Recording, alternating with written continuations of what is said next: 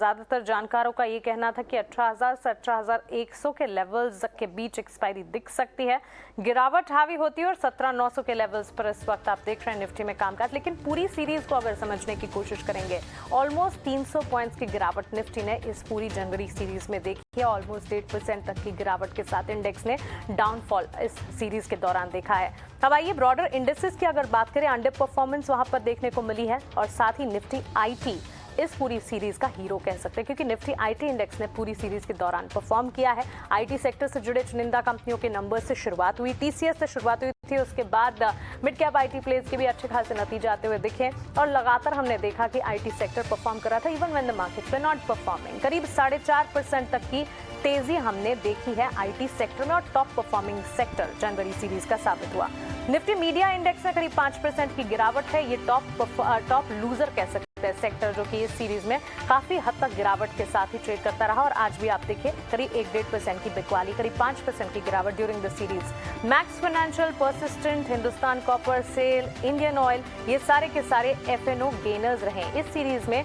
During the series इसने अच्छा perform किया। एमएफएसएल के स्टॉक का जिक्र लगातार हम कर भी रहे थे, इन्वेस्टमेंट कैटेगरी का स्टॉक भी माना जाता है और ट्रेडिंग भी काफी हद तक का यहाँ पर नजर आती है और करीब 2-2.5% की तेजी आज कमजोर बाजार में भी स्टॉक में नजर आ रही है। ड्यूरिंग दी सीरीज भी स्टॉक ने परफॉर्म किया।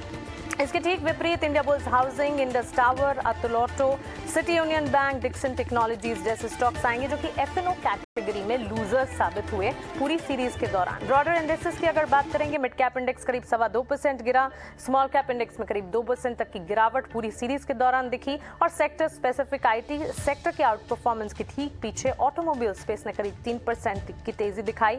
इसी सीरीज में मेटल पैक में हमने देखा हरे निशान के साथ ट्रेड्स नजर आए। ऑटो और आईटी जितना तो नहीं, लेकिन मेटल सेक्टर भी परफॉर्म कर जरूर पाए।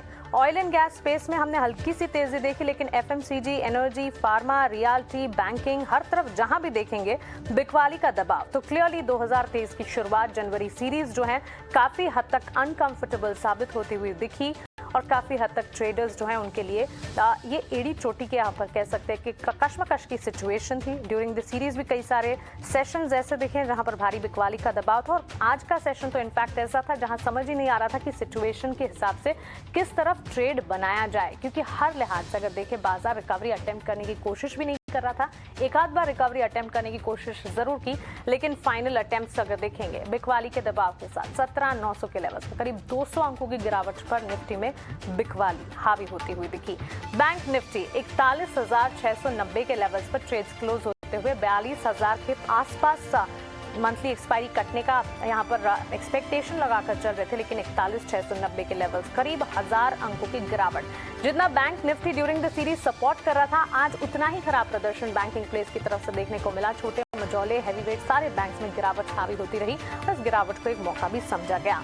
एडवांसेस और डिक्लाइंस के आंकड़े आपके टीवी स्क्रीन पर हैं। करीब 500 एडवांसेस के सामने 1578 डिक्लाइंस हैं।